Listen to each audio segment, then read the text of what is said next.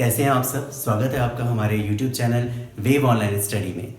मेरी पिछली वीडियो में मैंने आपको प्रेजेंट, पास्ट और फ्यूचर इंडेफिनिट टेंसेस के बारे में बताया था। आई होप आपको समझ में आया होगा। आज मैं यहाँ पर आपके सामने हूँ कंटिन्यूस टेंस के साथ, present continuous, past continuous and future continuous, जो कि बहुत ही आसान है जैसे समझना। बस थोड़े से आपको फंडामेंटल्स याद करने हैं, थोड़ी सी आपको रूल्स याद करने हैं और बहुत आसानी से आप अपनी बात को कह और समझा सकते हैं। तो आइए देखते हैं present continuous, past continuous and future continuous. सबसे पहले, क्योंकि ये वीडियोस हम उन बच्चों के लिए बना रहे हैं जो हिंदी से इंग्लिश को समझते हैं, तो हिंदी से ही हम स्टार्ट करते हैं कि कैसे आप इस टेंस के सेंटेंस को पहचानेंगे। तो सबसे पहले हम यहाँ पर इंट्रो लिखेंगे हर टेंस का। जैसे कि पिछली वीडियो में ही मैंने बताया था कि प्रेजेंट को आप है, हूं, हो से पहचानेंगे, पास्ट को आप था, थी, थे से पहचानेंगे, फ्यूचर को आप गागी, गे से पहचानेंगे। तो ये सब में कॉमन है, लेकिन प्रेजेंट के साथ ही कंटिन्यूस जुड़ा है तीनों में। तो कैसे डिफर करेंगे कि प्रेजेंट कंटिन्यूस का सेंटेंस है, वो आप ऐसे करेंगे।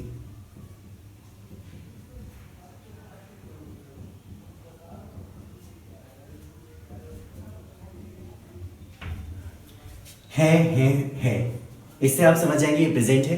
और इससे पहले रहा, रही, रहे जुड़ा है। जिस भी सेंटेंस में रहा, रही, रही जुड़ा हो वो कंटिन्यूस ही होगा, चाहे टेंस कोई भी हो।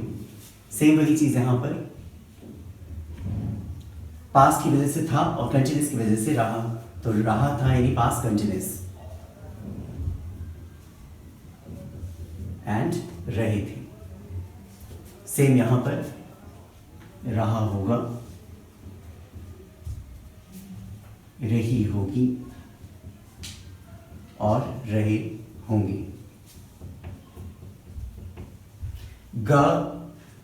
गी, गे से आप पहचानेंगे फ्यूचर है, और उससे पहले रहा, रही, रहे ऐड है, उससे आप पहचानेंगे ये कंटिन्यूस है। तो हिंदी में अगर आप बात को पहचान जाएंगे तो इंग्लिश में अगर आपको सिर्फ रूल्स याद हैं तो आप उस बात को बहुत आसानी से कह सकते हैं। अब इसको इंग्लिश में आप कैसे पहचानेंगे, वो कौन सा वर्ड है जिसके थ्रू आप ये समझ जाएंगे कि ये कंटिन्यूस टेंस की बात हो रही है, जिसे हम ऑक्सिलरी कहते हैं।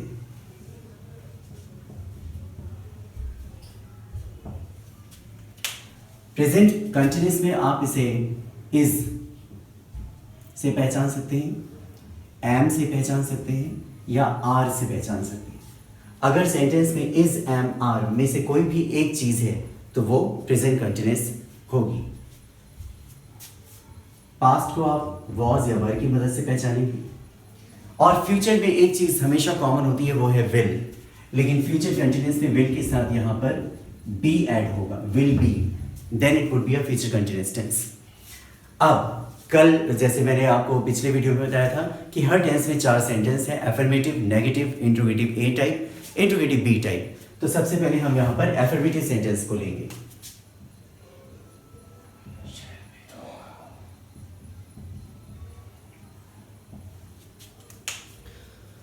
इसमें सबसे पहले आप सब्जेक्ट के अकॉर्डिंग आप इज, एम, आर को पुट करेंगे।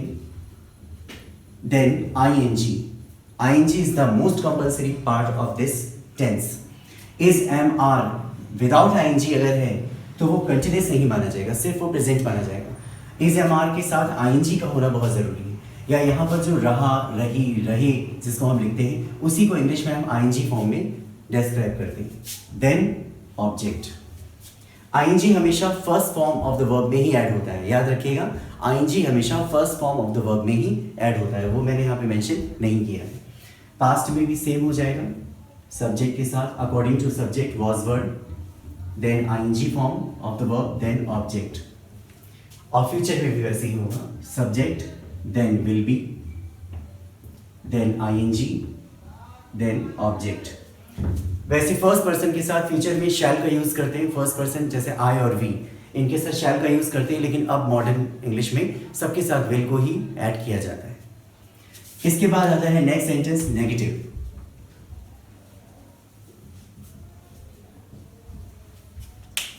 इसमें subject according to subject is, am, are put करेंगे, देन आप नॉट को लिखेंगे, देन आप ing form of the verb, then object.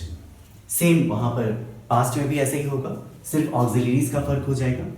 Subject, then was verb, then not, then ing form of the verb, then object. और यहाँ पर subject, then will, not, be. Will be not नहीं होगा, will not be होगा.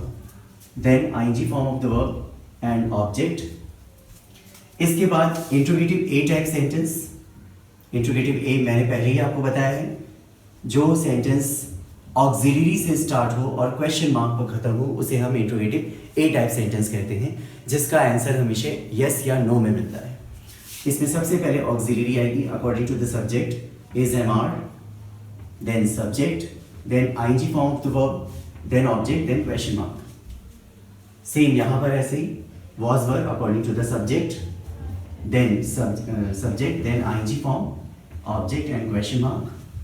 और यहाँ पर first you have to put will, then subject, then be, then ing form of the verb, object and question mark. इसके बाद interrogative B type sentence. interrogative B type sentence में what, where, which, when ये सब बीच में आते हैं, लेकिन English में जब आप इसे लिखेंगे तो स्टार्टिंग में आएंगे. तो उसके हिसाब से यहाँ पे रूल होगा question word, then auxiliary, auxiliary is am are, यानी इस टेंस की ऑक्सिलरी इज एम आर है, then subject, then ING form of the verb, object, question mark, question word was word according to the subject, subject ING, object, question mark. और यहाँ पर भी question word, then will, then subject, then be, then ing, object and question mark. यहाँ पर एक चीज बहुत आसान सी आपको दिख रही है, इंट्रोगेटिव ए और इंट्रोगेटिव बी में सिर्फ छोटा सा फर्क है, वो है क्वेश्चन वर्ड का. पूरा सेंटेंस सेम रहता है, केवल स्टार्टिंग में ऑक्सिलरी से पहले आपको क्वेश्चन वर्ड पुट करना है बस. आइए सबको एक एक एग्जाम्पल के थ्रू और समझने की कोशिश करते हैं. यहाँ पर is am are, is singular number के साथ हम यूज करते हैं, एम को हम आई के साथ यूज करते हैं, आर को हम प्लूरल के साथ यूज करते हैं. पास्ट कंटिन्यूअस में वॉज हम सिंगुलर नंबर और आई के साथ यूज करते हैं, singular number and I. Verb को हम प्लूरल नंबर के साथ, और फ्यूचर में विल भी हम सबके साथ यूज करते हैं.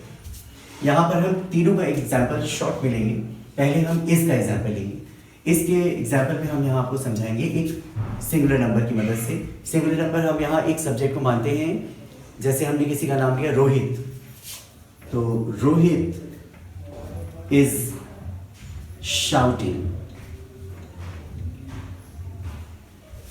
कैसे पहचानेंगे प्रेजेंट कंटिन्यूअस से? सबसे पहले इज और आईएनजी, इन दोनों को अगर आप एक साथ पाएंगे तो इसका मतलब ये प्रेजेंट कंटिन्यूअस टेंस का सेंटेंस है. और जब आप इसको हिंदी में बोलेंगे तो बात रहा है, रही है या रहे है पर खत्म होनी चाहिए. तो उस हिसाब से इसका मीनिंग होगा रोहित शाउट कर रहा है, रोहित चिल्ला रहा है. ये सिंगुलर नंबर का एग्जाम्पल है. अब एक एग्जाम्पल हम एम का लेते हैं. एम हमेशा आई के साथ ऐड होता है. I am writing an essay. कैसे पहचानिए प्रेजेंट कंटिन्यूअस है? am के साथ ing, am के साथ ing, तो आप समझ जाएंगे ये प्रेजेंट कंटिन्यूअस का सेंटेंस है. तो यहाँ पर आप अगर देखें तो is और ing की मदद से, यहाँ पर am और ing की मदद से आप समझ जाएंगे ये प्रेजेंट कंटिन्यूअस का सेंटेंस है. इसका मतलब होगा मैं एक essay लिख रहा हूँ. बात रहा है, रही है या रही है पर, या रहा हूं पर खत्म हो. और एक एग्जाम्पल हम आर का लेते हैं. इसमें हम प्लूरल नंबर हमें लिखना पड़ेगा. प्लूरल नंबर में हम वी एग्जाम्पल लेते हैं. We are missing something.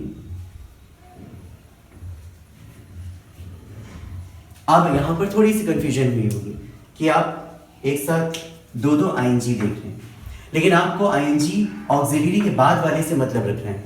उसके बाद चाहे जितने भी आईएनजी है उससे आपका कोई लेना देना नहीं. डायरेक्ट ऑक्सिलरी के बाद अगर आईएनजी है तो वो प्रेजेंट कंटिन्यूअस सेंटेंस का टेंस का सेंटेंस होगा. यहाँ आर के साथ आईएनजी आ रहा है, आर और उसके तुरंत साथ आईएनजी. इस आईएनजी से हमें कोई लेना देना नहीं.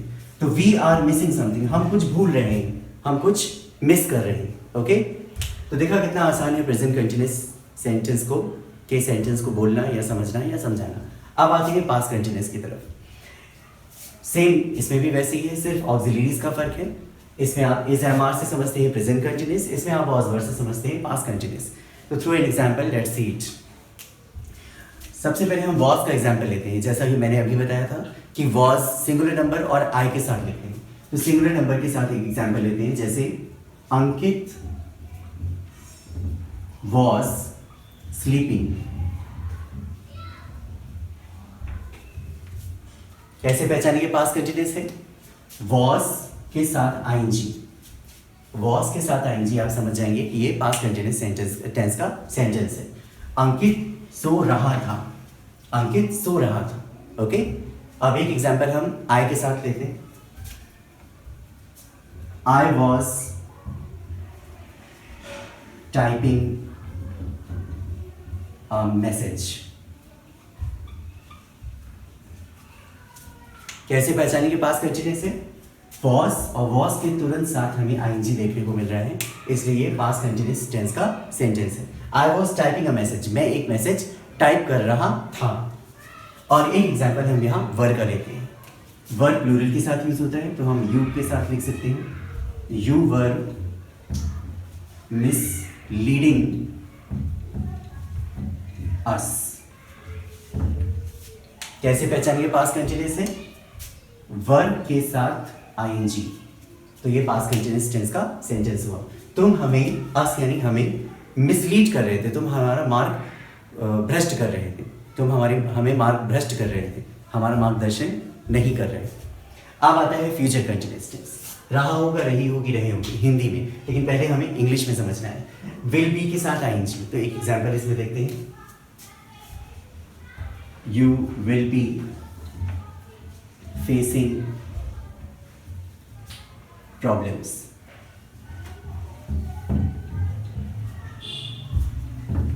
कैसे पहचानेंगे फ्यूचर कंटिन्यूअस है?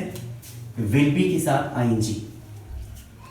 अगर आपको रूल्स याद है तो विल बी के साथ आईएनजी देखते ही आप समझ जाएंगे ये फ्यूचर कंटिन्यूअस टेंस का सेंटेंस है और इसका मीनिंग रहा होगा, रही होगी या रहे होंगे पर खत्म होगा। उस अकॉर्डिंग इसका मतलब हुआ तुम प्रॉब्लम्स को फेस कर रहे होगे, रहे होगे। ओके, एक और एग्जांपल देखते हैं।